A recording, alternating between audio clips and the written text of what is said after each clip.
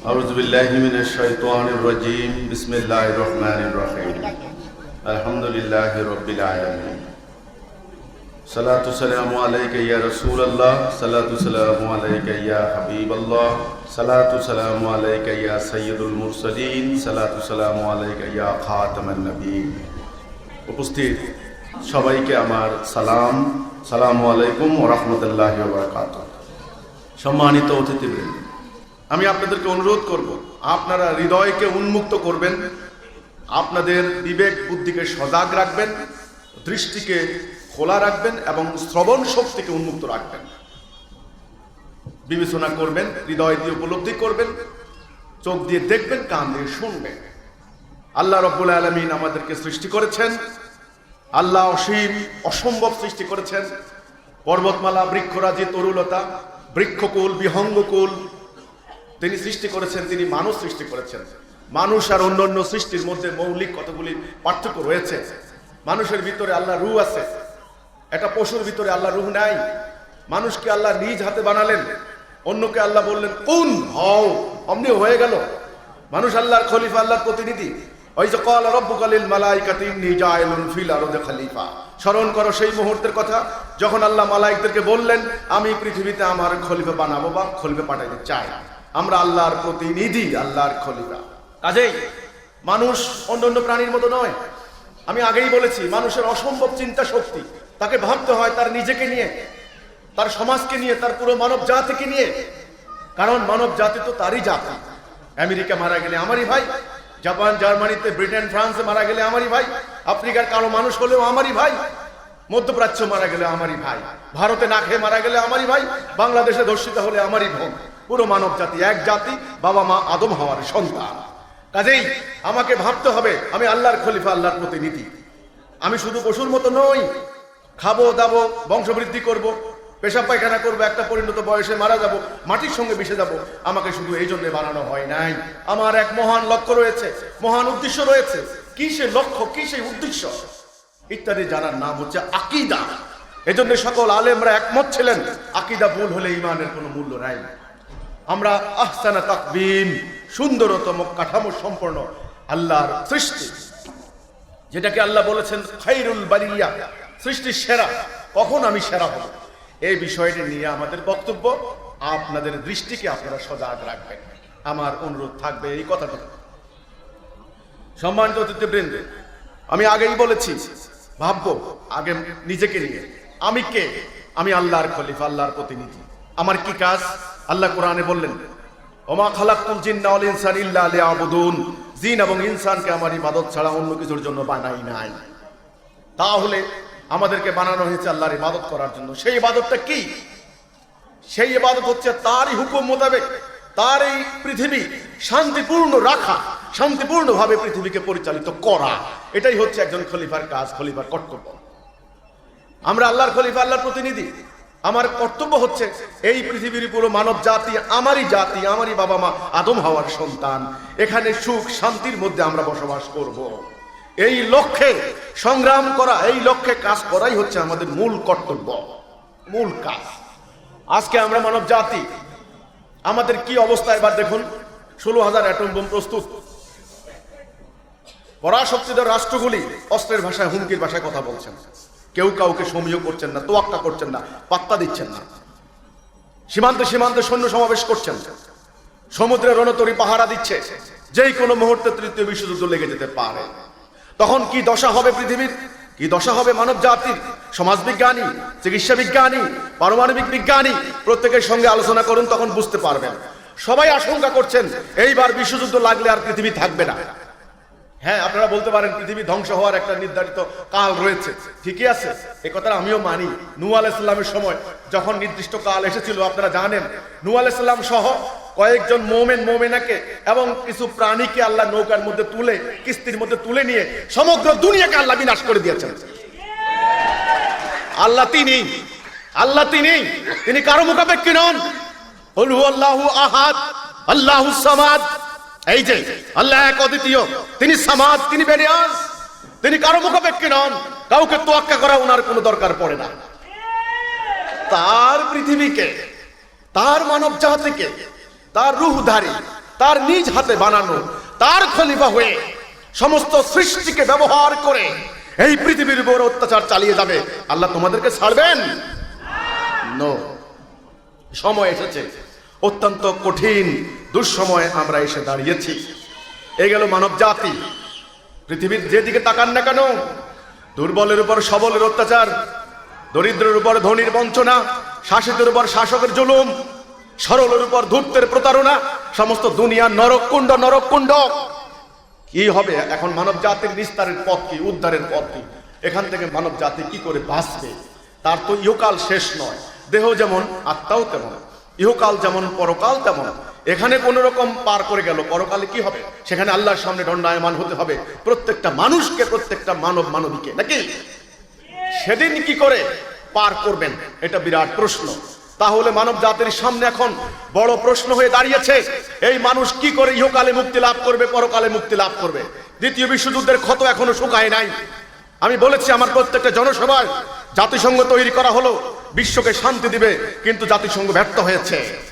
অন্যান্য জাতীয় আন্তর্জাতিক সংস্থা হলো, সংগঠন হলো, হাজার হাজার মতবাদ তৈরি হলো, আইন শৃঙ্খলা বাহিনী বানানো হলো, আইনকে কঠিন থেকে কঠিনতর করা হলো, নতুন নতুন প্রযুক্তি উদ্ভাবন করা হচ্ছে, কিন্তু মানব জাতির মধ্যে শান্তি আনতে পেরেছে?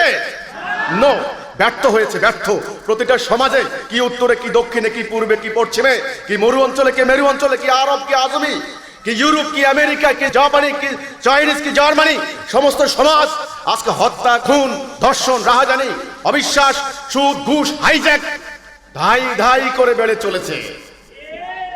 প্রতিটা মানুষ আত্মিকভাবে দেউলিয়া, সামাজিকভাবে অশান্ত, রাজনৈতিকভাবে আজকে দাঙ্গা বিক্ষুব্ধময়। পুরো মানব জাতি আজ এই নরককুণ্ডে পতিত হয়েছে। এখন মানব জাতির পথ কি? কেমনে মানব জাতি বাঁচবে? প্রথম প্রশ্ন হলো, মানুষ এখানে আসলো কেন?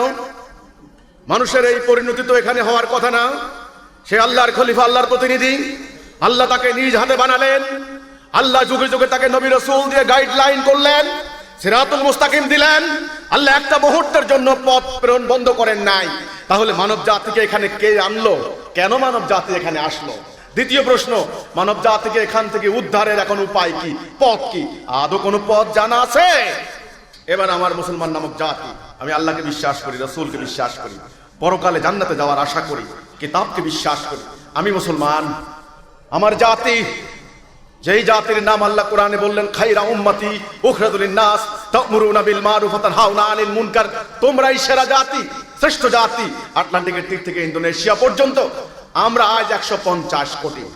মিয়ানমারে মার খাই আমরা, চীন দেশে মার খাই আমরা, ইন্ডিয়াতে মার খাই আমরা, ফিলিস্তিনে 1 কোটি ইহুদির হাতে মার খাই আমরা, বসনিয়াতে নিপীড়িত হয়ে আমরা, মধ্যপ্রাচ্যে আগুনে জ্বলি আমরা, আফ্রিকাতে না খেয়ে মারা যায় আমরা, 6.5 কোটি উদ্বাস্তু আমরা, 6.5 কোটি উদ্বাস্তু আমরা। এই কথাটা আজকে বিবেচনায় নিতে হবে। প্রতিটা মুহূর্তে বোমার আঘাতে আঘাতে লন্ডভন্ড হচ্ছে আমাদের দেশ। আমার প্রিয় জন্মভূমি বাংলাদেশ 1971 সালে স্বাধীন করা হয়েছিল। লাখো মানুষের রক্তের বিনিময়ে এই দেশকে নিয়ে ষড়যন্ত্র চলছে। এটা নিয়েই আমার কথা। আমি প্রশ্ন রাখতে চাই, যারা আলেমরা আছেন, আপনারা আমার ভুল ধরেন, আমি মাদ্রাসায় পড়ি নাই, আমি ইসলামের কথা বলার কে? তাহলে অত্যন্ত সহজ সরল কয়েকটি প্রশ্নের উত্তর আপনারা আজকে দেবেন আমাকে, আশা করি। আমার জাতি সম্পর্কে ভাবনার অধিকার কি আমার নাই? পর্যালোচনা করার অধিকার নাই? আমার জাতি যদি উদ্বাস্তু হয়, আমি উদ্বাস্তু হব না? আমার মাটি যদি দুশ্মনের করায়তল হয়, তাহলে আমি কি উদ্বাস্তু শিবিরে যাব না? তাহলে আমার প্রশ্নের উত্তর দিতে হবে। আপনারা লক্ষ লক্ষ আলেম, লক্ষ লক্ষ মুফতি, লক্ষ লক্ষ মুহাদ্দিস, লক্ষ লক্ষ হাফিজে কোরআন, ইমাম সাহেব, মুসল্লি, আপনারা পীর, পীরের মুরিদ, কোটি কোটি, সারা পৃথিবীতে মার খাই আমরা, একটা ভূখণ্ড রক্ষা করতে পারি না। আমার প্রশ্নের উত্তর দেন।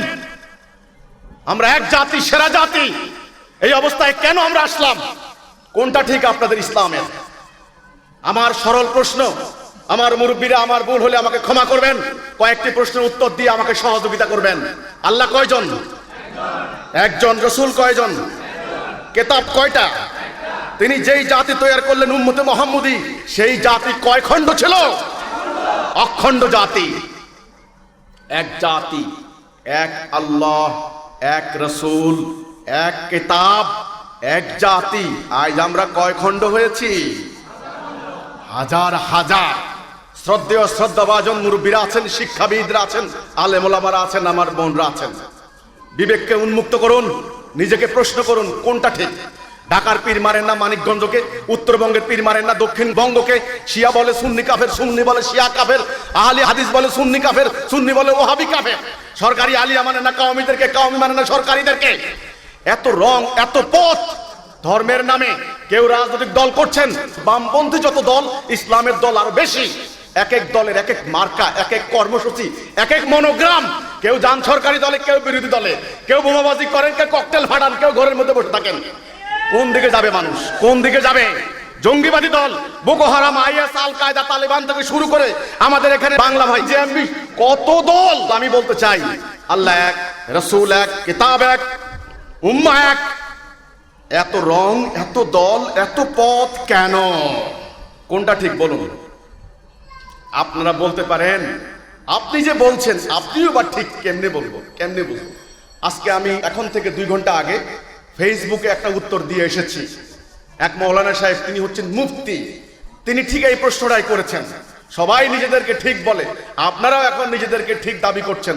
আপনারা যে ঠিক, এটা আমরা কিভাবে বুঝবো? আপনারাও আরেক ফেরকা শুরু করে দিয়েছেন। আমাদের এখানে 90% মুসলমান।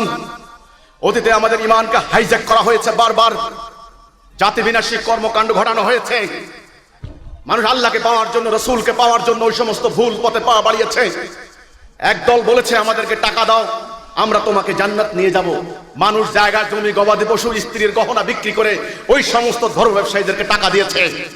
আর একদল অপরাজনীতি করে ধর্মকে ব্যবহার করেছে, মানুষকে বুঝিয়েছে আমরা ইসলামী দল, আমাদেরকে ভোট দাও, আমরা কোরআনী শাসন কায়েম করব, ইসলামের হুকুমত কায়েম করব, শাসনতন্ত্র প্রতিষ্ঠা করব।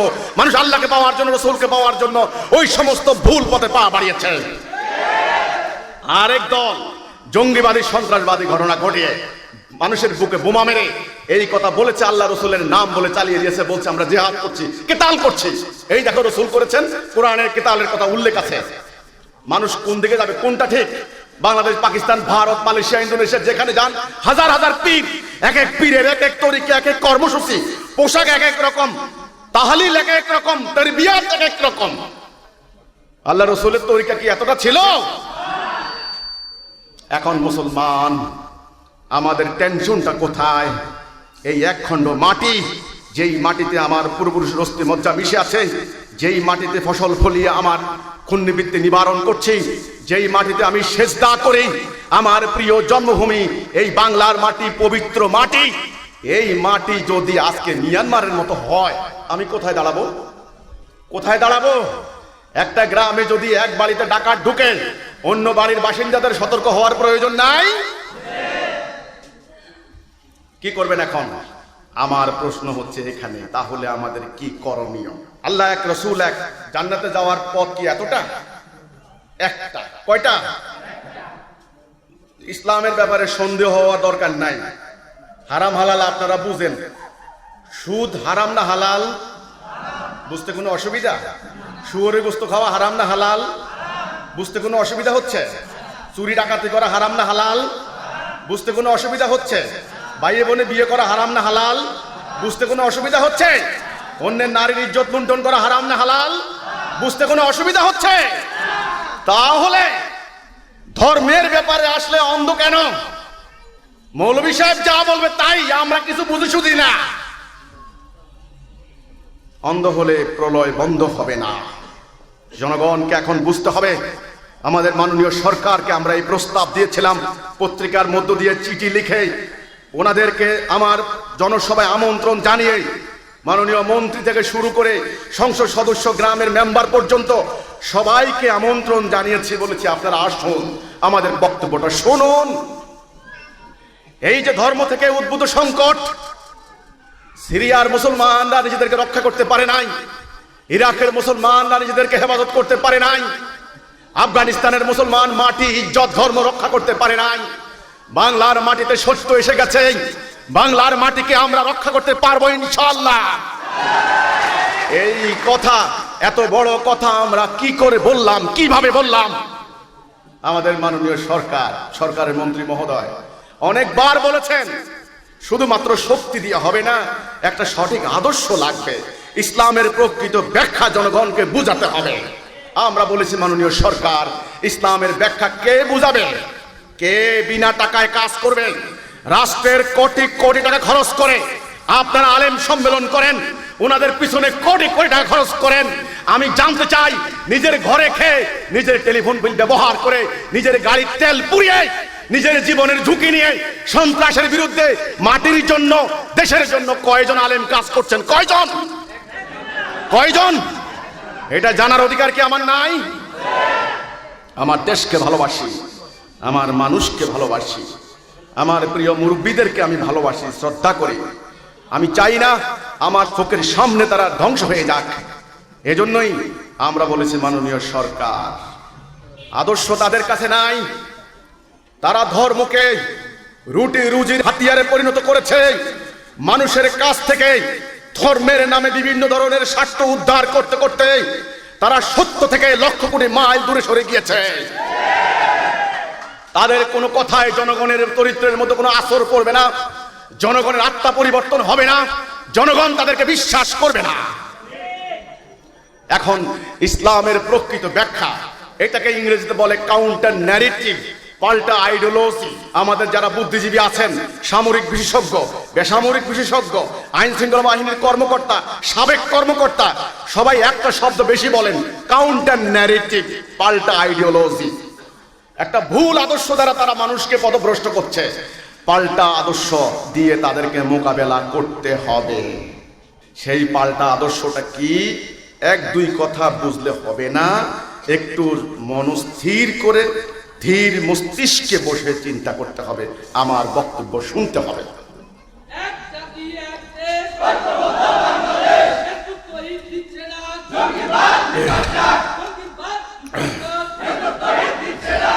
আল্লাহ রাব্বুল আলামিন পবিত্র কোরআনের সূরা তাগাবুনের 2 নম্বর আয়াত, আল্লাহ বলেছেন, আমি তোমাদেরকে সৃষ্টি করেছি, তোমাদের মধ্যে দল মূলত দুইটা, হয় কেউ কাফের, না হলে কেউ মুমিন।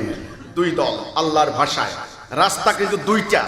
আপনারা প্রতি ওয়াক্ত নামাজে সূরা ফাতিহা পাঠ করেন, সেখানে আছে ইহদিনাস সিরাতাল মুস্তাকিম, সহজ সরল পথ, একটা পথ। আরেকটা পথ গায়রিল মাগদুবি আলাইহিম ওয়ালাদ-দাল্লিন, ভুল পথ। ভুল পথ শয়তানের পথ, ইবলিসের পথ। হুকুম দুইটা, আল্লাহর হুকুম, শয়তানের হুকুম, ইবলিসের হুকুম। পরিণতি দুইটা, জান্নাত জাহান্নাম, সত্য মিথ্যা, ডাইন বাম, বৈধ অবৈধ, ন্যায় অন্যায়। আমি মধ্যখানে আদম, বনি আদম, আদমের বংশ। আমার নফসের স্বাধীনতা, আমার রুহের স্বাধীনতা, আমি ডান দিকে যাব নাকি বাম দিকে যাব, আল্লাহর হুকুমকে ধারণ করব না ইবলিসের হুকুমকে ধারণ করব, এই সিদ্ধান্তের উপর নির্ভর করবে দুটা জিনিস। এক, আপনি পৃথিবীতে সুখ শান্তিতে বসবাস করবেন নাকি অন্যায় অবিচারের মধ্যে থাকবেন। দুই, পরকালে আপনি জান্নাত যাবেন নাকি জাহান্নাম যাবেন। বাবা আদম যখন দুনিয়াতে আসলেন তখন তিনি শঙ্কিত হলেন, ভীত সন্ত্রস্ত হলেন। ইবলিস যখন প্ররোচনা দিয়ে উনাকে এবং উনার স্ত্রীকে জান্নাত থেকে বের করে দিল, আল্লাহ যখন বললেন তোমরা এখান থেকে বেরিয়ে যাও, তখন উনারা ভীত শঙ্কিত হলে তখন আদম আলাইহিস সালাম আল্লাহর কাছে দোয়া করলেন, রাব্বানা জালামনা আনফুসানা ওয়া ইল্লাম তাগফির লানা ওয়া তারহামনা লানাকুনান্না মিনাল খাসিরিন। আল্লাহ, আমি তো গুনাহ করে ফেলেছি, আমি জুলুম করে ফেলেছি নফসের উপরে, আমাকে ক্ষমা করুন, না হলে তো আমি ধ্বংস হয়ে যাব। তখন আল্লাহ বললেন, আদম তুমি চিন্তা করো না, ভয় করো না, ফাইম্মা ইয়াতিয়ান্নাকুম মিন্নি হুদা ফামান তাবিআ হুদায়া ফালা খাউফুন আলাইহিম ওয়ালা হুম ইয়াহজানুন। আমার পক্ষ থেকে হেদায়া পাঠাবো, সঠিক পথ, রাইট ডাইরেকশন পাঠাবো। যারা এই পথের উপর থাকবে তাদের কোনো ভয় নাই, তাদের কোনো চিন্তা নাই। এই যে আল্লাহর দেওয়া পথ, সঠিক পথ, সেই পথের কি নাম? লা ইলাহা ইল্লাল্লাহ। এইটুকু কলেমা, তাওহীদ, লা ইলাহা ইল্লাল্লাহ। এটা বাবা আদমের নাম সংযুক্ত হলো আদম সফিউল্লাহ। আল্লাহর হুকুম ছাড়া কার হুকুম? আর কার হুকুম আছে?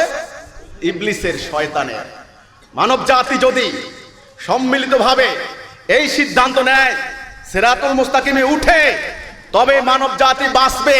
আমরা আল্লাহর হুকুম ছাড়া কারো হুকুম মানব না। এই একটা সমাধান, আর কোনো সমাধান নাই। আপনারা পরিচয় দিতে পারেন হিন্দু, আপনারা ঈশ্বরকে পাওয়া, ভগবানকে পাওয়ার জন্য গীতা পাঠ করছেন, মূর্তির সামনে প্রণাম করছেন, নিয়তের কোনো অভাব নাই। আপনারা পরিচয় দিতে পারেন খ্রিস্টান, রবিবারে প্রার্থনা যাচ্ছেন আর এরকম করছেন, যিশুর মূর্তির সামনে প্রণাম করছেন, অসুবিধা নাই, বাইবেল পাঠ করছেন। আপনারা ইয়াহুদি, আপনারা তওরাত পাঠ করছেন, মোসেসকে, মুসা আলাইহিস সালামকে আপনারা শ্রদ্ধা করছেন, শনিবারে সাবাত যেতে উপস্থিত হচ্ছেন। আল্লাহ ঈশ্বরকে, এলিকে পাওয়ার জন্য আমরা আল্লাহকে বিশ্বাস করি, কোরআন মুখস্থ করি, রাসূলকে নবী বলে বিশ্বাস করি। আমরা মসজিদে যাই, আমরা জান্নাতে যাওয়ার আশা করি। আর বৌদ্ধদের মধ্যে বহু ভাগ হয়ে গেছে, অনেকে এখন আল্লাহ বিশ্বাস করে না। হে মানব জাতি, আমি তোমাদেরকে বলছি, এক গুনাহগার সাধারণ মানুষ আমার বাংলার মাটিতে, এই পবিত্র মাটির মুখে দাঁড়িয়ে আমি বলছি, তোমরা যারা মানব জাতিকে বিনাশ করে দেওয়ার জন্য সমগ্র আয়োজন সম্পন্ন করেছো, তোমরা বাইবেল পাঠ করছো, ত্রিপিটক পাঠ করছো, জিন্দাবেস্তা পাঠ করছো, কোরআন মুখস্থ করছো, তোমরা আল্লাহকে, ঈশ্বরকে, ভগবান, এলি গডকে পাওয়ার জন্য, জান্নাতে হেভেনে যাওয়ার জন্য, আমি আল্লাহর কসম করে বলছি, তোমাদের সকলের ধর্ম পরিচয় মিথ্যা, মিথ্যা, মিথ্যা। এই ঘোষণা আজকে জেনে রাখো, 2018 সালের ফেব্রুয়ারি মাসে দাঁড়িয়ে আমি আজ এই ঘোষণা দিচ্ছি, বাংলার মাটিতে দাঁড়িয়ে তোমাদের সকলের ধর্ম পরিচয় মিথ্যা। কারণ কি? এত বড় কথা, সমস্ত ধর্মগুরু তারা একত্রিত হয়েছেন আমাকে হত্যা করার জন্য। লাভ হবে না, এই জমিন আল্লাহর, হুকুম চলবে আল্লাহর। তোমরা আল্লাহর দাসত্ব বাদ দিয়ে তোমরা দাজ্জালের হুকুম মেনে নিয়েছো সবাই মিলে। এই জন্য আজ দুর্বলের উপর সবলের অত্যাচার, দরিদ্রের উপর ধনীর বঞ্চনা, বাতাস দূষিত হয়ে গিয়েছে, মাটি দূষিত হয়ে গিয়েছে, বায়ু দূষিত, পানি দূষিত হয়ে গিয়েছে, মানব জাতির প্রতিটা মানুষের আত্মা আজকে দূষিত হয়ে গিয়েছে। মানুষের আত্মাকে পরিশুদ্ধ করার জন্য, মাটিকে পবিত্র করার জন্য, সমাজকে সুখময় করার জন্য, মানব জাতিকে ঐক্যবদ্ধ করার জন্য আমরা এসেছি। আমাদের আর কোনো স্বার্থ নাই, আমাদের আর কোনো অভিপ্রায় নাই, আমাদের আর কোনো ইচ্ছা নাই। আমার পরিষ্কার কথা, এখন মানব জাতির একটাই কর্তব্য, মানব জাতি আবার সেই তাওহীদ লা ইলাহা ইল্লাল্লাহ, এই কথার উপরে ঐক্যবদ্ধ হতে হবে। বাবা আদম চলে গেলেন, ওনার বংশবৃদ্ধি হতে লাগলো, নাতি ছেলে সন্তানগণ বংশবৃদ্ধি হতে লাগলো, আপনারা জানেন। পৃথিবীর বুকে ওনারা ছড়িয়ে ছিটিয়ে পড়তে লাগলেন। আবার ইবলিস তাদেরকে দালালাতে নিয়ে গেল, আবার ভাই শত্রু হলো, দুর্বলের উপর সবলের অত্যাচার চললো। আবার নবী রাসূল পাঠালেন, ওনারা আক্লান্ত পরিশ্রম করে আবার সিরাতুল মুস্তাকিমে আনলেন, তাওহীদে আনলেন। ইবলিস আবার তাদেরকে পরাজিত করে এখানে নিয়ে আসলো, প্রভাবিত করে, তাদের মন মস্তিষ্কে প্রবেশ করে। এইভাবে 1,24,000 কি 2,24,000 নবী রাসূল গুজরান করে গেলেন। আপনারা জানেন নাকি? বাবা আদমের কলেমা কি ছিল? লা ইলাহা ইল্লাল্লাহ, আদম সফিউল্লাহ। ইব্রাহিম আলাইহিস সালামের কলেমা কি ছিল? লা ইলাহা ইল্লাল্লাহ, ইব্রাহিম খলিলুল্লাহ।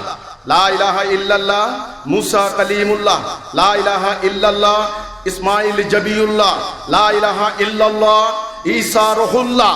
লা ইলাহা ইল্লাল্লাহ, মুহাম্মাদুর রাসূলুল্লাহ সাল্লাল্লাহু আলাইহি ওয়াসাল্লাম। আল্লাহ সিদ্ধান্ত নিলেন, মানব জাতি যতদিন আছে পৃথিবীতে, আমি আর নতুন করে নবী রাসূল আর পাঠাবো না। এমন একজনকে পাঠাইলাম, ওনার টাইটেল দিলেন রাহমাতাল লিল আলামিন। ওনাকে আল্লাহ বললেন, আপনি বলুন, ইয়া আইয়ুহান নাস কুল লা ইলাহা ইল্লাল্লাহ তুফলিহুন। তিনি বললেন, ইয়া আইয়ুহান নাস লা ইলাহা ইল্লাল্লাহ তুফলিহুন। ওনাকে বললেন, আপনি বলুন, কুল ইয়া আইয়ুহান নাস ইন্নী রাসূলুল্লাহি ইলাইকুম জামিয়া। আমি তোমাদের সবার জন্য আল্লাহ রাসূল। এই যে পুরো মানব জাতির জন্য যেই কিতাবটা নিয়ে আসলেন, সেই কিতাবের নাম আল্লাহ রাখলেন ফুরকান, কুরআনুল কারীম। ন্যায় অন্যায়ের পার্থক্য নির্ধারণকারী, সত্য মিথ্যা আলাদাকারী, এটা আপনারা জানেন। যেই দিনটা নিয়ে আসলেন, সেই দিনের নাম আল্লাহ রাখলেন দীনুল হক, সত্য দিন। দীনুল কাইয়্যিমা, সনাতন দিন। দীনুল ফিতরা, প্রাকৃতিক দিন। উম্মাত ওয়াসাতা, ভারসাম্যপূর্ণ উম্মাহ। ভারসাম্যপূর্ণ প্রাকৃতিক বিধানের উপরে একটা জীবন বিধান দিয়ে আল্লাহ রসুলকে আল্লাহ পাঠালেন। কি দায়িত্ব দিয়ে? পৃথিবীর মানব জাতিকে সুখ, শান্তি, ন্যায়, সুবিচারের মধ্যে রাখার জন্য।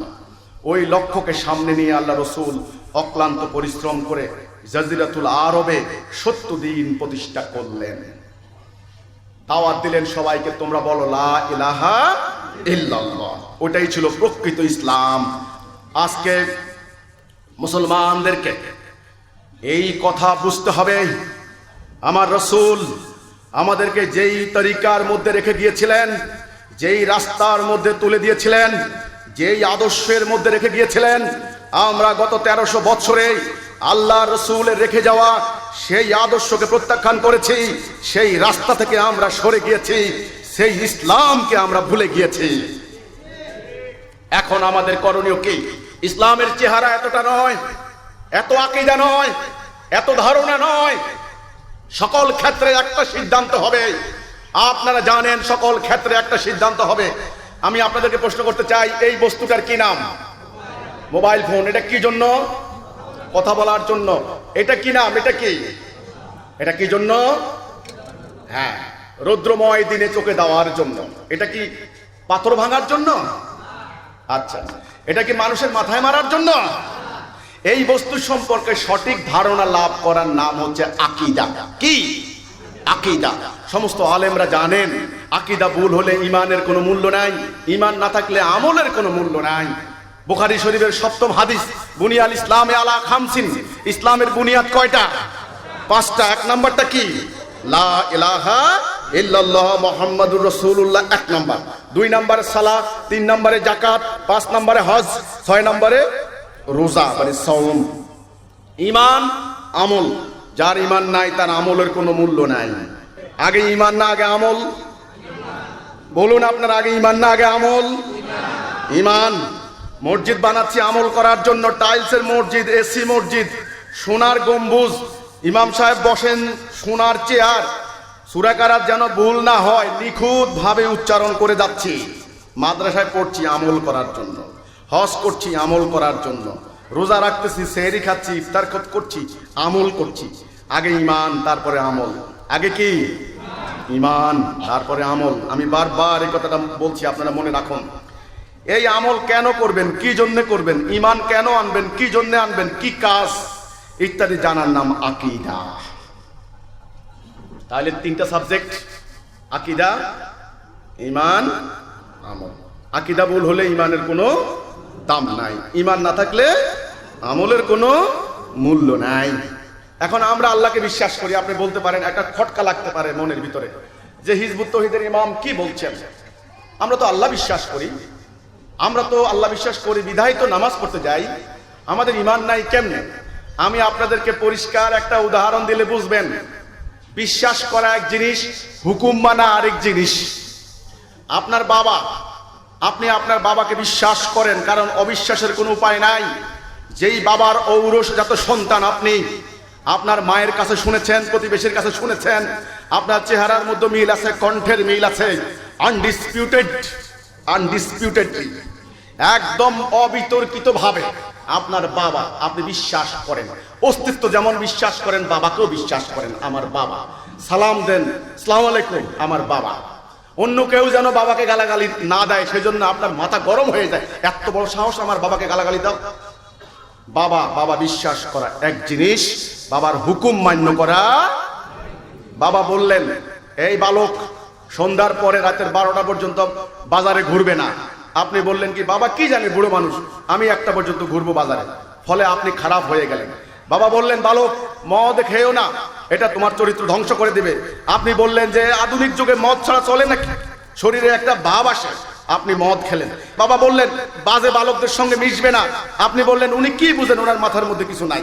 আপনি তাদের সঙ্গে মিশলেন, ফলে আপনি হলেন দুশ্চরিত্রবান, আপনি হলেন মিথ্যাবাদী, আপনি চোর, ডাকাত, খুনি, মার্ডারার। আপনাকে এখন পুলিশ খুঁজছে।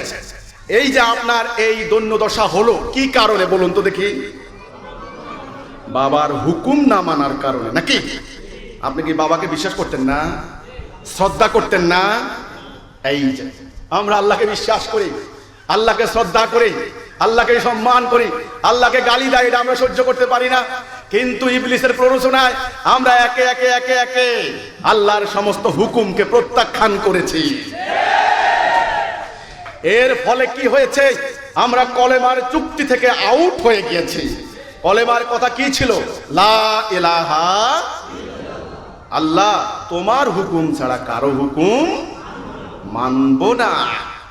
এই কথার মধ্যে যখন আমি চুক্তিতে আবদ্ধ হলাম, কন্ট্রাক্ট মিসাক, তখন না আমি নামাজ পড়ার অধিকার পেলাম নাকি? নামাজ কার জন্য? মুমিনের জন্য। আমি এই কথার মধ্যে যখন আসলাম যে আল্লাহ এই রাস্তায় আমি থাকবো না, ইবলিসের আনুগত্য করব না, শয়তানের আনুগত্য করব না, আমি তোমার হুকুম মানবো, তোমার আনুগত্য করব, তবেই তো আপনি নামাজ পড়লেন নাকি?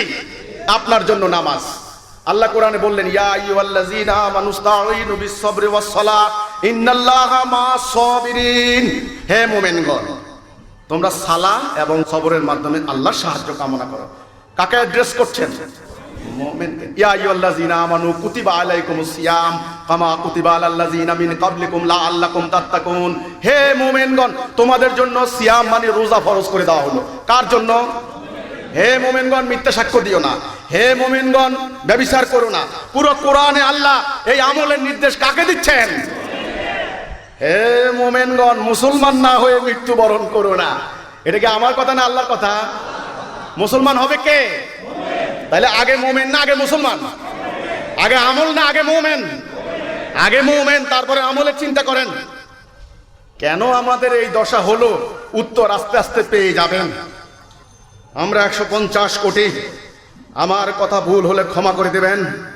আমরা আল্লামা হতে পারি, মুফতি হতে পারি, মুহাদ্দিস হতে পারি, শায়েখ দরবেশ হতে পারি, আমল করনেওয়ালা হতে পারি, একাধিকবার হজ করনেওয়ালা হাজি হতে পারি, আমরা ডাক্তার, ইঞ্জিনিয়ার, আইনজ্ঞ হতে পারি। আমাকে ক্ষমা করবেন। আমি ঘোষণা দিচ্ছি, আল্লাহর ঘোষণা মোতাবেক, আল্লাহর মানদণ্ড মোতাবেক 150 কোটি আমরা মুমিন না, মুসলমান না। আপনি বলতে পারেন, এত বড় দুঃসাহসিক কথা বলো তুমি, আমরা মুমিন না। আমি তাহলে বলবো, আমার আল্লাহ কি মিথ্যা কথা বলেছেন? সূরা নূরের 55 নম্বর আয়াত, ওয়াদাল্লাহুল্লাযীনা আমানু মিনকুম ওয়া আমিলুস সালিহাতি লা ইস্তাখলিফান্নাহুম ফিল আরদ। কোরআন আরবি ভাষায়, আমি বাঙালি, আমার আলোচনার প্রয়োজনে অতি দ্রুত আমাকে আয়াত বলতে হয়, বিদায় দুই একটি শব্দ ড্রপ করতে পারে। এটা আমার আল্লাহ, আমাকে ক্ষমা করবেন।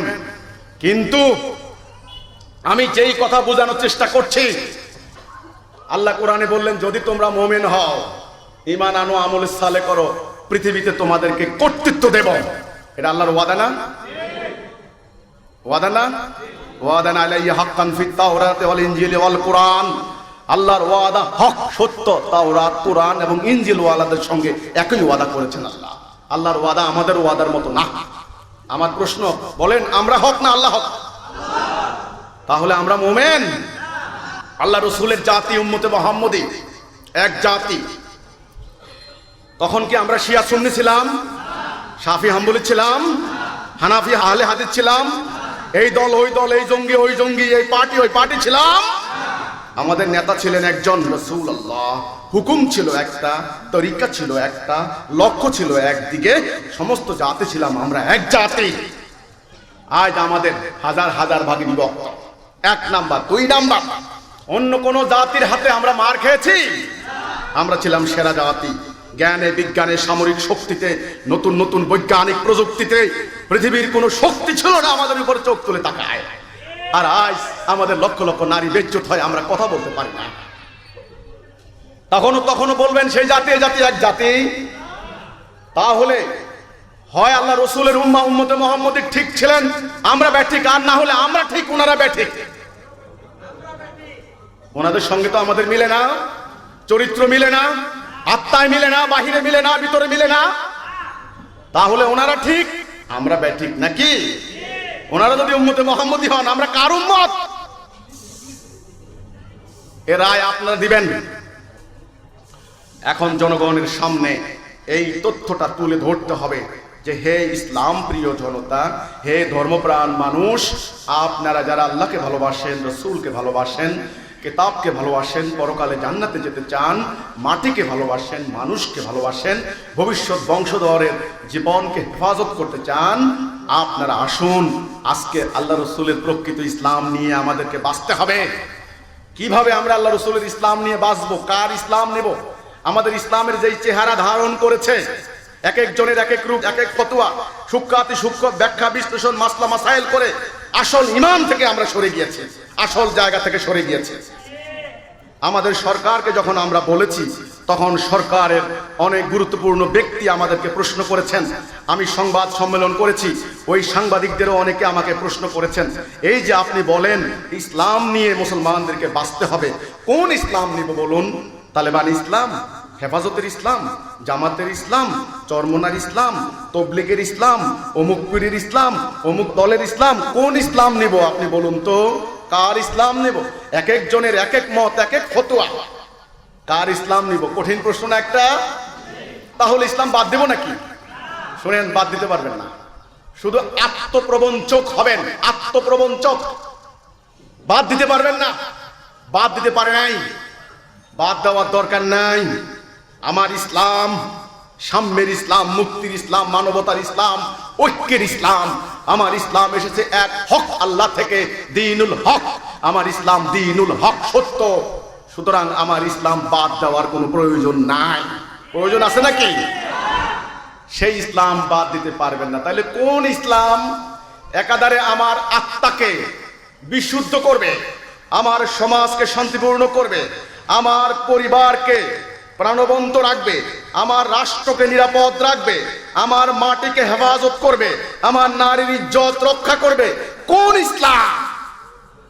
কোন ইসলামে হিন্দু, বৌদ্ধ, ইহুদি, খ্রিস্টান সবাই মিলে এক জাতি হিসেবে বসবাস করার মতো পরিবেশ সৃষ্টি করবে? কোন ইসলাম? প্রকৃত ইসলাম নাকি আল্লাহ রাসূলের সেই ইসলাম?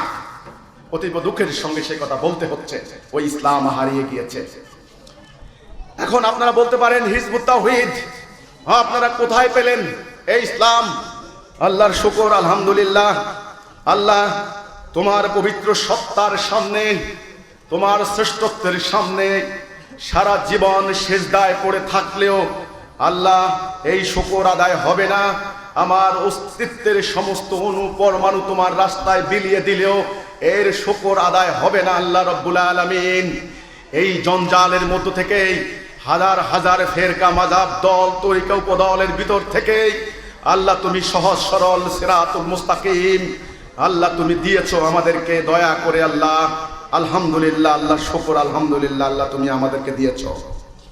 আমাদের ইমামুজ্জামান জনাব মোহাম্মদ বাইজিদ খান পান্নী, ওনার বাড়ি টাঙ্গাইল করটিয়া।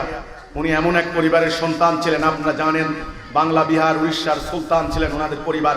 সুলতানি আমলের পরে জমিদারি আমল যখন আসলো, করটিয়ার জমিদার হায়দার আলী খান পান্নী, জমিদার দাউদ খান পান্নী, চাঁদ মিয়া সাহেব, আপনারা জানেন সেই পরিবারের উত্তরসূরি ইমামুজ্জামান জনাব মোহাম্মদ বাইজিদ খান পান্নী।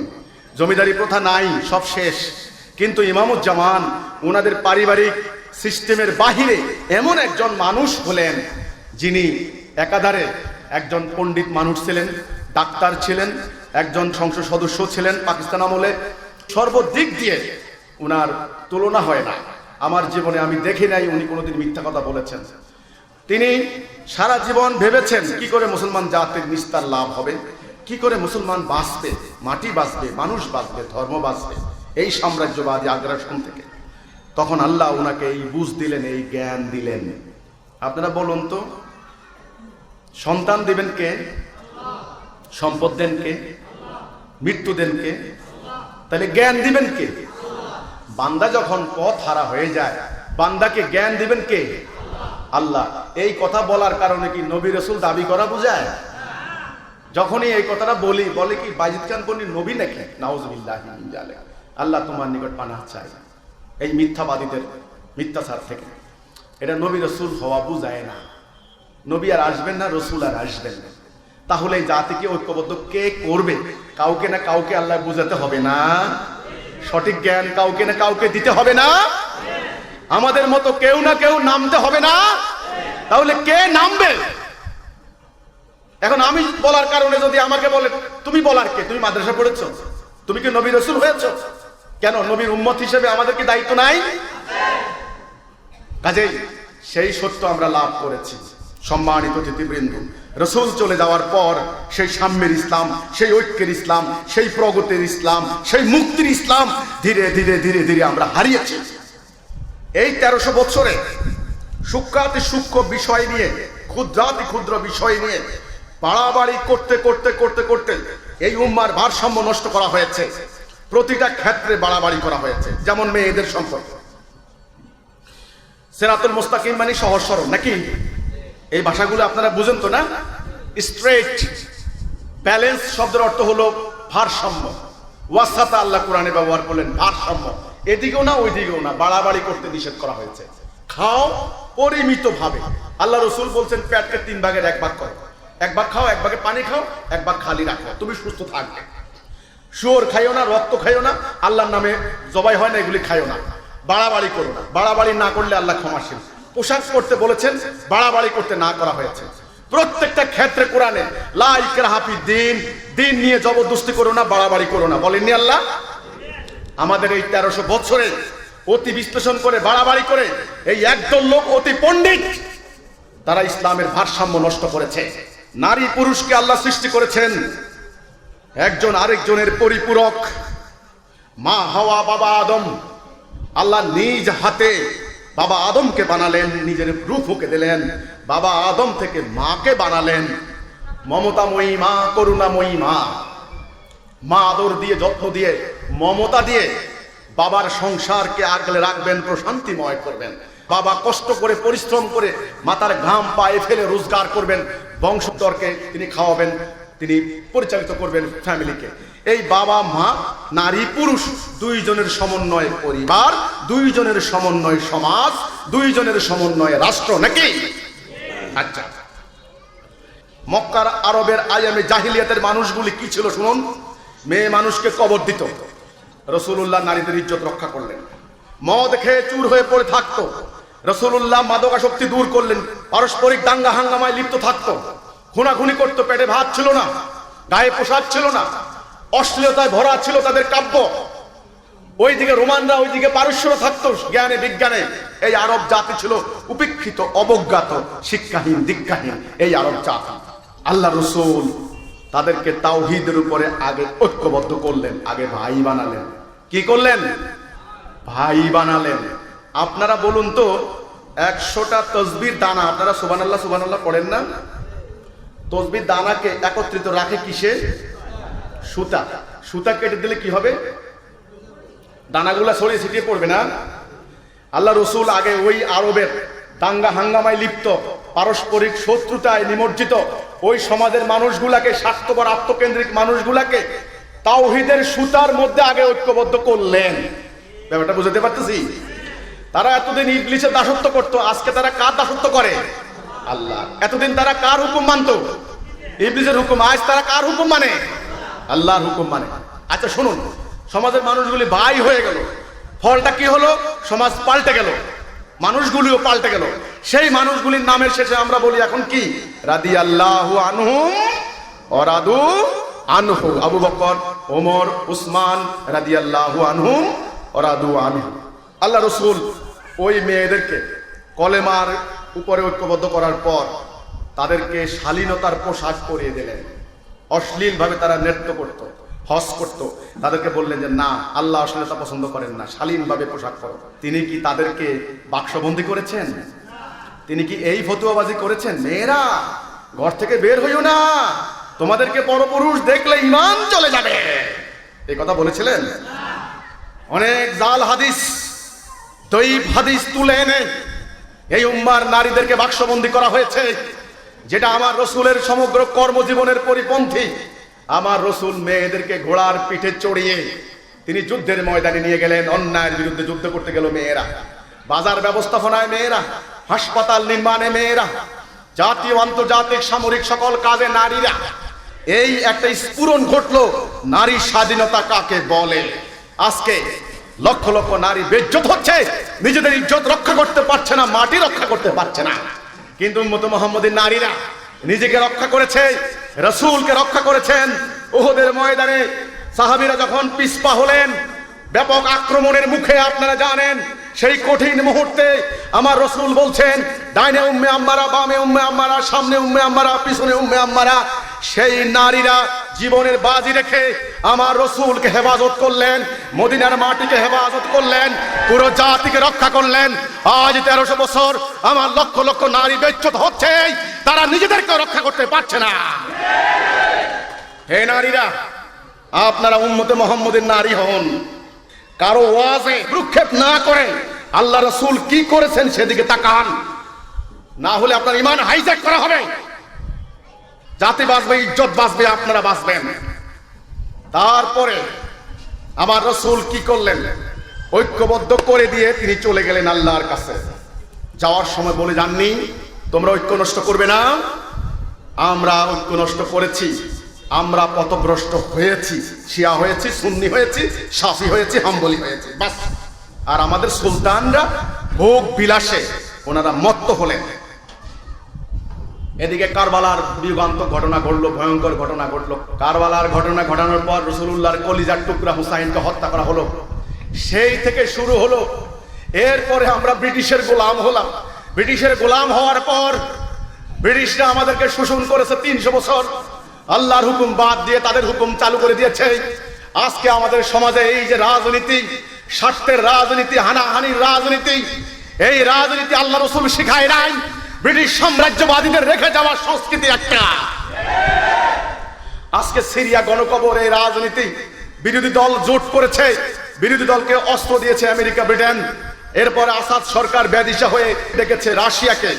এইবার রাশিয়া দিয়েছে অস্ত্র, সরকারের পক্ষ নিয়েছে আমেরিকার, আর হলো ব্রিটেন পক্ষ নিয়েছে বিরোধী দল। আজকে সিরিয়া কার? আসাদ সরকারের,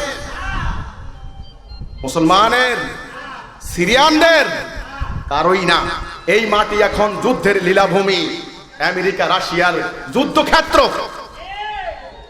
এই রাজনৈতিক দাঙ্গা একদল ক্ষমতায় যাওয়ার পরের দিন থেকে শুরু করে দেয় ষড়যন্ত্র, হরতাল, অবরোধ, জ্বালাও পোড়াও, খুন, রাহাজানি, কোনো কিচ্ছু বাদ রাখে না। মুসলমান, পুরো মানব জাতিকে রক্ষা করার দায়িত্ব ছিল আপনাদের। সেই আপনারাই আজ ধ্বংস হয়ে যাচ্ছেন। দুনিয়াও শেষ, আখিরাত শেষ। আমি আল্লাহর দোহাই দিয়ে বলছি, আমি সাধারণ গুনাহগার মানুষ। আসুন আজকে ঐক্যবদ্ধ হন আল্লাহ রসুলের প্রকৃত ইসলামে। লা ইলাহা ইল্লাল্লাহ মুহাম্মাদুর রাসূলুল্লাহ। কোনো দল নয়, মত নয়, পথ নয়, আমরা এক আল্লাহর প্রতিনিধি। আমাদের ভিতরে আল্লাহর রূহ রয়েছে। আমরা সবাই ভাই ভাই, আমরা সবাই তার হুকুম ছাড়া কারো হুকুম মানতে পারি না। তারপরে ব্রিটিশরা মাদ্রাসা প্রতিষ্ঠা করে দিয়ে 146 বছর 26 জন খ্রিস্টান প্রিন্সিপাল তারা ছিল, আপনারা জানেন। তাদেরকে বলা হতো ওরিয়েন্টালিস্ট। তারা শিক্ষা দিয়েছে আমাদেরকে, আসল ইসলাম শিক্ষা দেয় নাই, ঐক্যের ইসলাম, সাম্যের ইসলাম শিক্ষা দেয় নাই। কোন ইসলাম শিক্ষা দিয়েছে?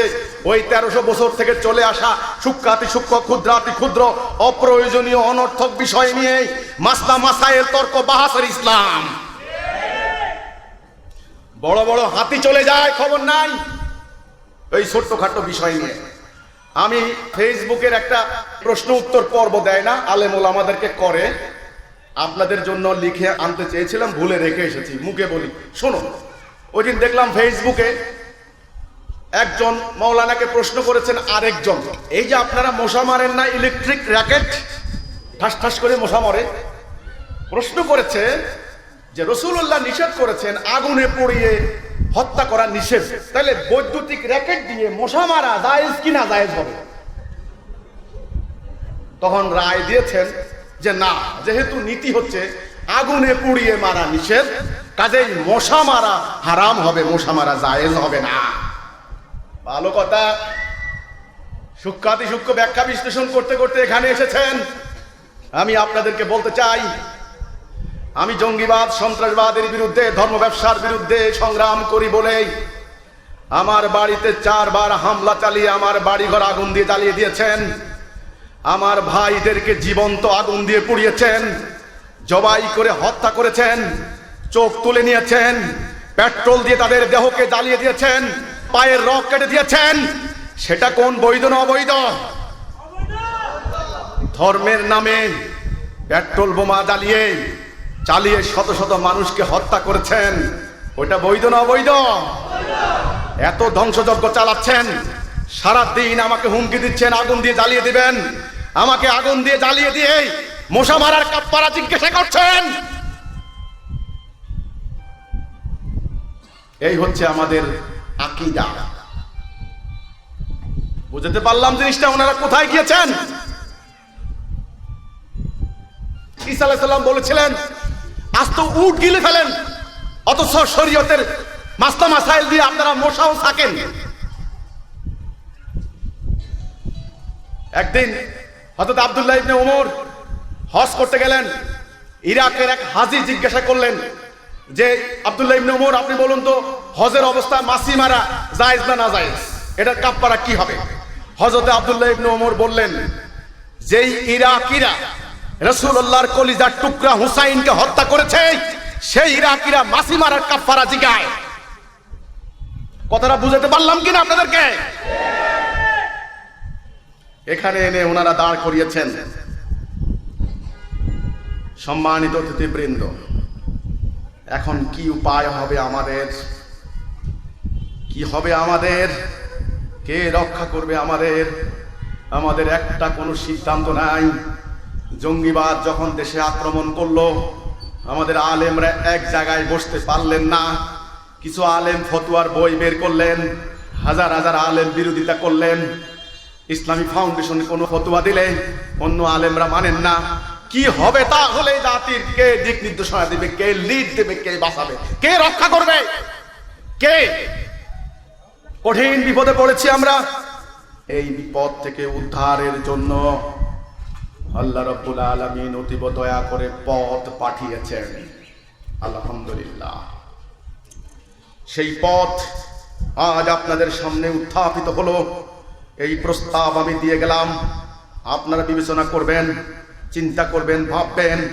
সিদ্ধান্ত নিতে ব্যর্থ হলে সালা কায়েম করে গভীর রজনীতে মহান রব্বুল আলামিনের শানে সেজদা করে কান্নাকাটি করে বলবেন, আল্লাহ সুবহানাহু ওয়া তাআলা, এত পথ, এত মত, এত ফেরকা, এত মাযহাব, আল্লাহ কোন পথ ঠিক? হিজবুত তাওহীদ বলছে সবাই ভুল, হিজবুত তাওহীদ ঠিক। আল্লাহ তুমি আমাদেরকে পথ দেখাও। যদি হিজবুত তাওহীদ ঠিক হয়, আল্লাহ হিজবুত তাওহীদের সঙ্গে ঐক্যবদ্ধ করো। আর হিজবুত তাওহীদ যদি ভুল হয়, দুনিয়া থেকে বিনাশ করে দাও। আমাদের ইমামুজ্জামান প্রথম এই দোয়া করতেন। কিন্তু যখন দেখা যাচ্ছে হাজার প্রতিবন্ধকতা, অপমান, অপদস্থতা হওয়া সত্ত্বেও লক্ষ লক্ষ মানুষ আজ হিজবুত তাওহীদের সঙ্গে ঐক্যবদ্ধ হচ্ছেন, তখন আমরা নিশ্চিন্ত হয়ে গেলাম এই সত্য পথ, এই হক পথ। আলহামদুলিল্লাহ, আল্লাহ শুকর। আপনারা যারা সিদ্ধান্তে আসতে পারবেন না, আপনারা আল্লাহর কাছে প্রার্থনা করবেন। তবে জেনে রাখুন, এই হচ্ছে সত্য, হক, মুক্তির পথ। আর কোনো পথ নাই। পুরো মানব জাতিকে এখন এক কথার উপর ঐক্যবদ্ধ হতে হবে, সিরাতুল মুস্তাকিমে। আমরা আল্লাহর হুকুম ছাড়া কারো হুকুম মানব না, এই পথ। এবার আমি আমাদের আন্দোলনের নীতিমালা এবং কয়েকটি বিষয় আমি উল্লেখ করছি। আমার কথাগুলি আপনারা মনোযোগ দিয়ে শুনবেন। এতক্ষণ প্রকৃত ইসলামের আকীদা তুলে ধরলাম, বুঝতে কোনো অসুবিধা হয়েছে? আল্লাহ রাসূলের সেই ইসলাম হারিয়ে গিয়েছে। আমি আপনাদেরকে আবারও বলছি, যে ইসলাম মানব জাতিকে ঐক্যবদ্ধ করেছিল, যে ইসলাম মানব জাতির মধ্যে সাম্য প্রতিষ্ঠা করেছিল, শত্রুকে ভাই বানিয়েছিল, যে ইসলাম অভাব দূর করে দিয়েছিল, জ্ঞান বিজ্ঞানের সামরিক শক্তিতে বিশ্বের শিক্ষকের আসনে আসীন করেছিল, আমরা কি সেই ইসলামের মধ্যে আছি? আল্লাহ রাসূলের সেই ইসলাম হারিয়ে গিয়েছে।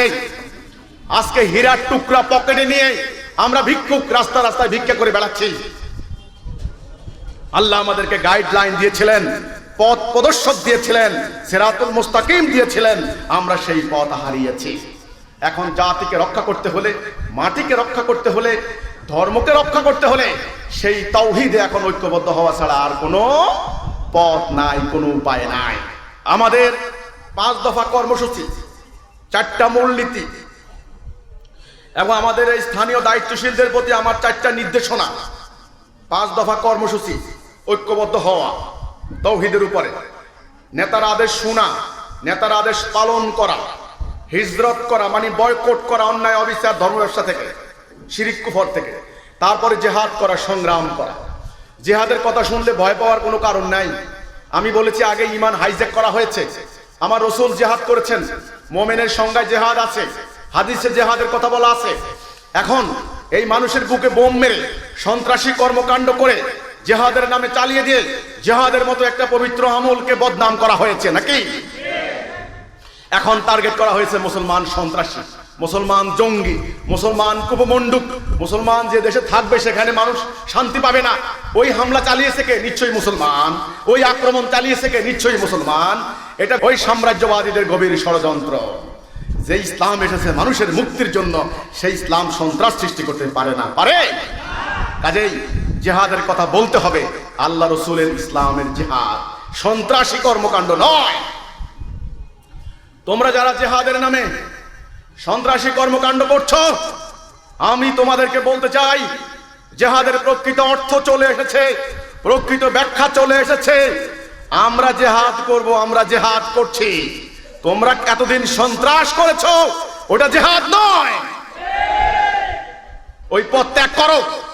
ওই পথে জাতি বিনাশ হবে, দেশ বিনাশ হবে, সমাজ বিনাশ হবে, সিরিয়া আফগানিস্তান বানিয়ে ছাড়বে তোমরা, আমরা জানি। ওই পথ ত্যাগ করো। কাজে আসুন, এই 5 দফা আমাদের আন্দোলনের কর্মসূচি।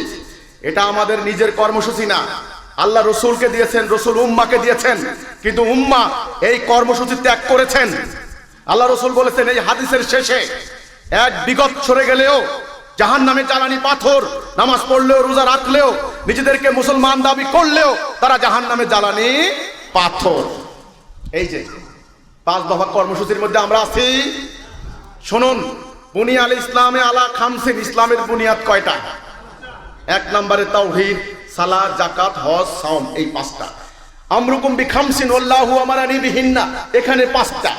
এই উম্মাকে ঐক্যবদ্ধ রাখার 5টা। জাতি হলো, জাতির বুনিয়াদ 5টা।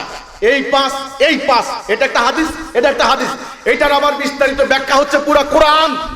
এই 10টা নিয়ে ইসলাম, এর বাহিরে কোনো ইসলাম নাই। ব্যাপারটা বুঝতে পারলাম? মুসলমান আজ যে ইমানের মধ্যে নাই, হুকুমের মধ্যে নাই, আর এই 5 দফা কর্মসূচির মধ্যে নাই। এক একজনের এক এক কর্মসূচি। ব্যাপারটা বুঝতে পারছে জিনিসটা? এখন এই কর্মসূচি নিয়ে সামনে আগাবো, ইনশাআল্লাহ আল্লাহর সাহায্য আসবে। আল্লাহ সাহায্য করবেন কাকে? শুনুন, আমি যতই বলি, আপনারা যতই বলুন, আল্লাহর সাহায্য ছাড়া, আল্লাহর নসর ছাড়া, আল্লাহর ডাইরেক্ট ইন্টারভেনশন ছাড়া, হস্তক্ষেপ ছাড়া এই জাতির মুক্তির আর কোনো পথ নাই। আপনাদের কাছে কি আছে?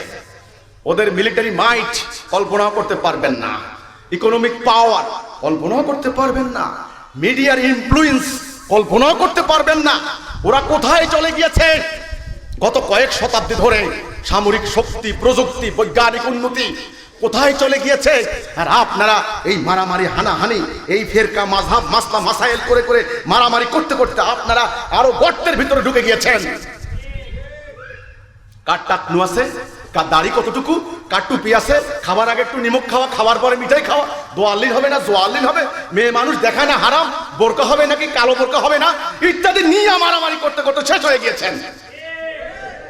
আর তারা চলে গেছে চাঁদের দেশে। তারা অ্যাটম বোম আবিষ্কার করেছে, জঙ্গি বিমান আবিষ্কার করেছে, মোবাইল ফোন আবিষ্কার করেছে। তারা আবিষ্কার করে, আমরা বোয়াল মাছের মতো ছেয়ে থাকি। তারা শাসক, আমরা শাসিত। তারা আবিষ্কারক, আমরা ব্যবহার করতে জানি না। এই কি উম্মতে মুহাম্মদী? এই কি উম্মতে মুহাম্মদী? আমাদের রাজনৈতিক সংকট আমরা সমাধান করতে পারি না। ইংল্যান্ডে বিচার বসে, নিউ ইয়র্কে বিচার বসে, এইবার বান্দরের রুটি ভাগের মতো অবস্থা, বাস এসে তারা উড়ে আসে। কি হবে আমাদের? আমার আল্লাহ কি এত অথর্ব? আমার আল্লাহ কি এত কমজোর যে আল্লাহ রাজনৈতিক, অর্থনৈতিক, সামাজিক সংকট সমাধান করতে পারেন না? খালি জান্নাত দিবেন সুবহানাল্লাহ সুবহানাল্লাহ পড়লে, আর কোনো দাম নাই আল্লাহর, আর কোনো কাজ নাই আল্লাহর।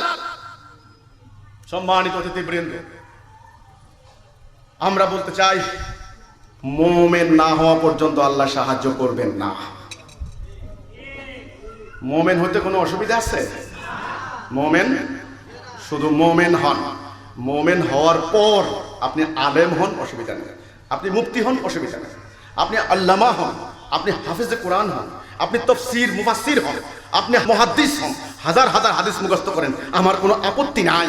মুমিন না হলে সব বৃথা বৃথা বৃথা। ব্যাপারটা বুঝতে পারলাম? সেই মুমিন যেই মুমিনের সঙ্গে আল্লাহর ওয়াদা, ওয়ালা তাহিনু ওয়ালা তাহজানু ওয়া আনতুমুল আলাউনা ইন কুনতুম মুমিনিন। তোমরা হতাশ হইও না, তোমরা নিরাশ হইও না, তোমরা বিজয়ী হবে যদি তোমরা মুমিন হও। মুমিন হওয়া ছাড়া এই জাতি আর বাঁচবে না। মুমিন হলে আল্লাহ বাঁচাবেন। তাহলে দিনের বুনিয়াদ কয়টা? কর্মসূচির দফা কয়টা? এটা। এইবার আমাদের ইমামুজ্জামান আন্দোলন পরিচালনার নীতি নিলেন 4টা। 1, তিনি বললেন, এই হিজবুত তাওহীদ, তোমরা মনে রাখো, তোমরা কোনোদিন বেআইনি কর্মকাণ্ড করবে না, অবৈধ অস্ত্রের সংস্পর্শে যাবে না। এটা আমাদের 1 নাম্বার নীতি। হিজবুত তাওহীদ যেন এই কথাটা মনে থাকে। আমরা কাজ করব সবাইকে জানিয়ে। আমাদের কাজ এই তাওহীদ, এই জাতির কাজ পুরো মানব জাতির জন্য নয় কি? সবার জন্য নয় কি? এটা কি আমার বাপদাদার সম্পদ নাকি? এটা মানব জাতির মুক্তির পথ। আল্লাহ আপনাকে বুঝিয়েছেন, আপনি সবাইকে বুঝাবেন। সরকার, আইন শৃঙ্খলা বাহিনী, হিন্দু, বৌদ্ধ, খ্রিস্টান, আলেম, উলামা, মুরব্বী সবাইকে নিয়ে বুঝাবেন, বসবেন। বিরোধিতা করলে ঠিক আছে, ঝগড়া করার দরকার নেই, সবাইকে জানাবেন। জোর করবেন না, অবৈধ অস্ত্রের সংস্পর্শে যাবেন না, এটা অন্যায়। 1 নাম্বার। 2 নাম্বার, এই স্বার্থের রাজনৈতিক কর্মকাণ্ডে তোমরা সম্পৃক্ত হবে না। আমাদের ইমামুজ্জামান বলেছিলেন, এর শেষ আছে, তোমরা এর শেষ দেখবে, শেষ ভয়ঙ্কর শেষ। এই হানাহানির রাজনীতির শেষ মাথা দেখার জন্য তোমরা তৈরি হও। দীর্ঘদিনের এই হানাহানির শেষ পরিণতি দেখার জন্য তোমরা তৈরি হও। আমাদেরকে তিনি বলে গেলেন, তোমরা হানাহানির রাজনীতিতে সম্পৃক্ত হবে না, তাদেরকে শুধু সিরাতুল মুস্তাকিমের দিকে ডাকবে ডাকবে, যদি তারা আসে তাহলে বাঁচবে। 3 নাম্বার, অবৈধ উপায়ে রোজগার করবে না। 4 নাম্বার, তোমরা দ্বীনের কাজ করে, ইসলামের কাজ করে কোনো বিনিময় নিবে না কারো কাছ থেকে। বিনিময় নিবে কার কাছ থেকে? আল্লাহর ইসলামের কাজ করে, মানুষকে ওয়াজ করে, বক্তব্য দিয়ে, হেদায়েতের বাণী শুনিয়ে টাকা রুজি করা হারাম হারাম হারাম। ব্যাপারটা বুঝতে পারলাম? ইসলাম এসেছে কার থেকে? আল্লাহর থেকে, মানব জাতির জন্য। এর বিনিময় নেওয়া হারাম। ধর্মের নামে কোনো কাজ করে টাকা নেওয়া হারাম, আমাদের কথা না। এখন আপনি বলেন কি করে খাবেন? আমরা হাজার হাজার হিজবুত তাওহীদ, তাহলে কি করে খাই? আমরা কি নামাজ পড়ি না? আমাদের মারা গেলে কেউ আমরা কি মুদ্দা দাফন করি না? নাকি মাটির উপর রেখে দিয়েছি? আমরা কি বিয়ে শাদী করি না? তাহলে আমরা কি গরু জবাই করে খাই না? তাহলে আমাদের গরু জবাইতে টাকা লাগে না, মুদ্দা দাফনে টাকা লাগে না, বিয়ে পড়াইতে টাকা লাগে না, নামাজের ইমামতিতে টাকা লাগে না, ওয়াজ শুনতে টাকা লাগে না, আপনাদের এত টাকা লাগে কেন? এই সংস্কৃতি আমরা প্রমাণ দিয়েছি, টাকা ছাড়াও ইসলামের কাজ হয়, হয় নাকি? আমরা মাননীয় সরকারকে বলেছি, টাকা ছাড়াও কাউন্টার ন্যারেটিভ করা যায়। নিজের ঘরে খেয়ে টেলিফোন বিল ব্যবহার করে, গাড়ির তেল পুড়িয়ে রাস্তায় রাস্তায় জঙ্গিবাদের বিরুদ্ধে সমাবেশ করেছি 1 লক্ষের উপরে। সরকারকে বলেছি, মাননীয় সরকার কয় হাজার কোটি টাকা দিবেন?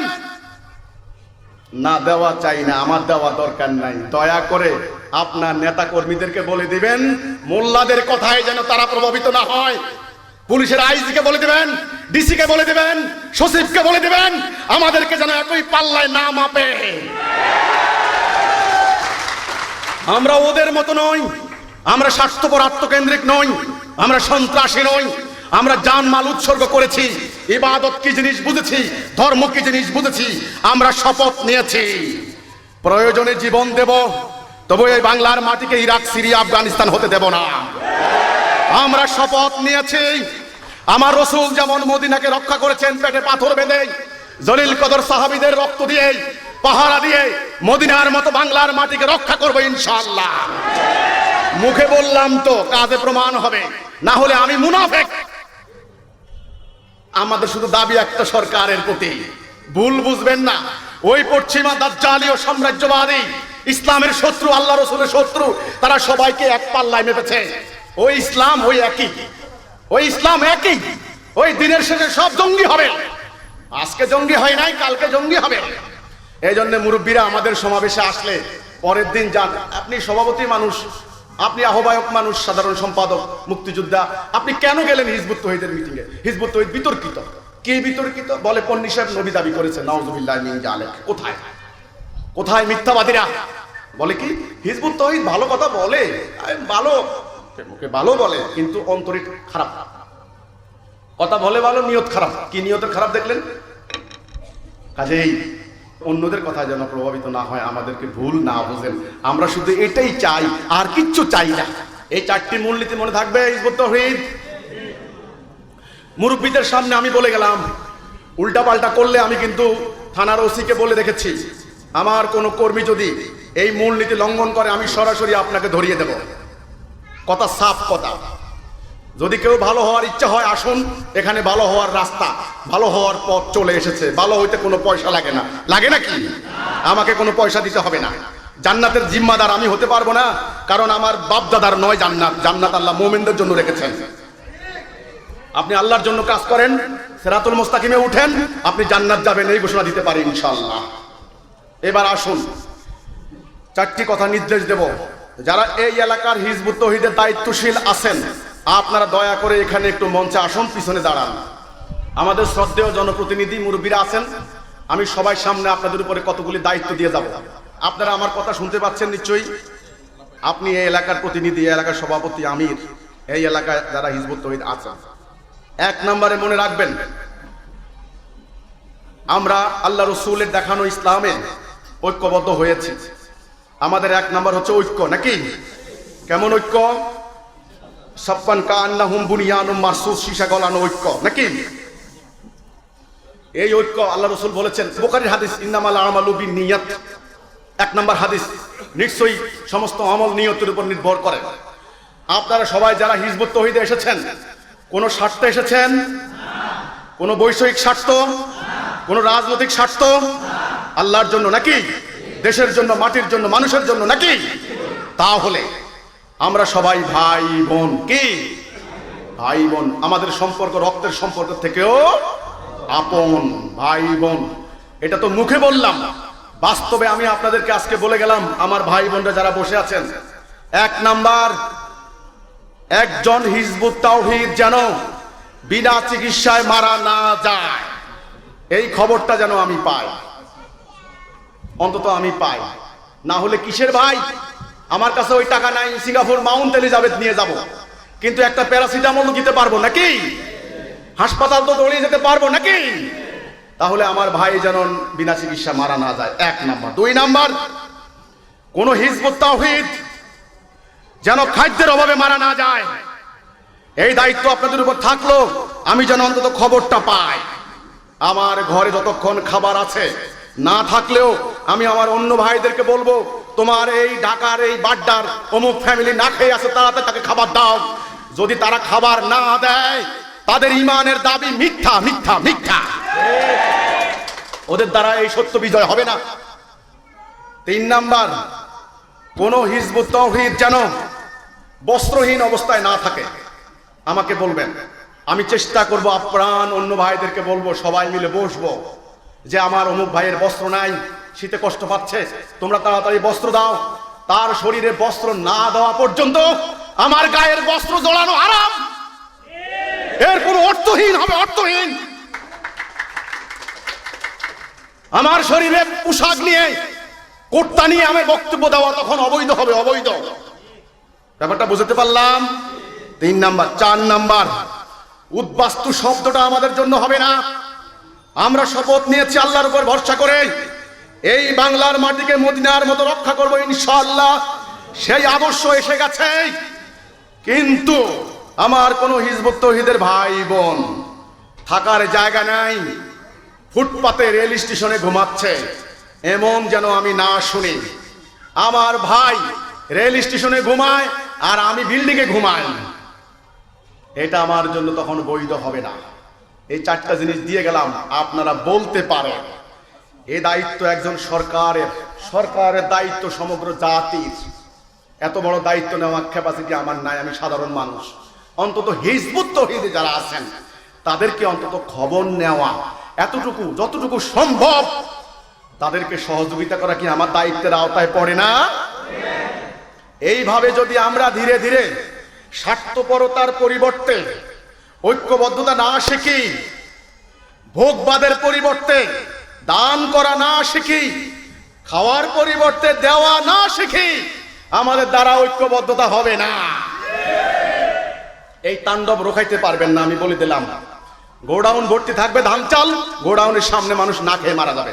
মুরব্বীরা জানেন ব্রিটিশ আমলে হয়েছিল, 3 কোটি ভারতবাসী না খেয়ে মারা গিয়েছিল এই ভারতের সম্পত্তি থাকা সত্ত্বেও। কাজেই আল্লাহ রসুল ওই জাতি তৈরি করলেন। আপনারা আমার কথা শুনলেন তো নাকি? এবার আপনারা যারা দায়িত্ব পালন করছেন, আমি আপনাদেরকে বলতে চাই, আপনারা কি হিজবুত তৌহিদে এসেছেন কোনো সন্দেহ নিয়ে? যদি আপনারা এই গুরুভার পালন করতে ব্যর্থ হন, তাহলে আমাকে বলবেন, আমি অন্য লোক দেখব। দয়া করে আপনারা বিপথে পা বাড়াবেন না। হিজবুত তৌহিদকে অন্যদিকে পরিচালিত করার চেষ্টা করবেন না। আন্দোলনের যে নীতির পরিপন্থী কোনো কথা আন্দোলনের মধ্যে চালু করে দিবেন না। এই আন্দোলন পরিশুদ্ধ আন্দোলন, পবিত্র আন্দোলন, মহান আন্দোলন। মানব জাতিকে একদিন এই হিজবুত তৌহিদ সত্য দ্বারা পরিচালিত করবে ইনশাআল্লাহ। আমরা গুনাহগার, আমরা সাধারণ মানুষ, আমাদের সেই চরিত্র এখনো হয় নাই। তবে এই আশা করি আমাদের মুরব্বীরা যদি সহযোগিতা করেন, সবাই যদি প্রার্থনা করেন, দোয়া করেন আমাদের জন্য, ভুল ভ্রান্তি হলে যদি ধরিয়ে দেন, তাহলে আমরা আশা করি এই মানুষগুলি আস্তে আস্তে একদিন পরিবর্তন হয়ে যাবে। সেদিন ফেসবুকে একজনের সেনাবাহিনীতে তিনি ভর্তি হবেন, তো তিনি নিয়ত করলেন ঘুষ দিয়ে তিনি চাকরি নেবেন। আমি বললাম স্ক্রিনশট রাখো। তিনি বললেন, মন্তব্য করলেন, আমি মাননীয় ইমামের বক্তব্য শুনেছি, শোনার পর এখন সিদ্ধান্ত নিলাম না, চাকরি এমনি হলে হলো, আর আমি ঘুষ দেব না। এই যে লোকটার মানসিক পরিবর্তনটা হলো, এটা আল্লাহর এক বিশেষ নিয়ামত নয় কি? আলহামদুলিল্লাহ, আল্লাহর নিয়ামত। কাজে আমরা চেষ্টা করছি আমাদেরকে পরিশুদ্ধ করতে, সমাজকে পরিশুদ্ধ করতে, মানব জাতিকে পরিশুদ্ধ করতে। সেই সময়টা এসেছে। একদল লোক এর মধ্যখানে না দাঁড়ালে, যেইভাবে এখন ছুটে চলছে মানুষ বিনাশ হয়ে যাবে। আপনারা আমাদের জন্য দোয়া করবেন, আমরা আপনাদের দোয়া চাই, আশীর্বাদ চাই। প্রশ্ন হলো, আপনি হিজবুত তৌহিদের ব্যাপারে এত বড় কি করে কথা বলছেন? কারণ আছে। সেই কারণটা হলো এই, যদি সবাই মিলে এই কথা বলে যে আমরা আল্লাহ ছাড়া কারো হুকুম, রাসূল ছাড়া কাউকে আদর্শ, আর আমাদের মাননীয় ইমাম যা বলেন আমরা তার আনুগত্য করব, এই একটা কথা, এই শর্তটা যদি পালন করেন, তবে আমি আপনাদের ওই যে একটু আগে যে দায়িত্বটা নিলাম, ইনশাল্লাহ কঠিন হবে না। কঠিন হবে, সহজ হবে যদি পারেন তো এই কথাটুকু দাঁড়ান। আল্লাহ হাফেজ। সালামু আলাইকুম ওয়া রাহমাতুল্লাহি ওয়া বারাকাতুহু।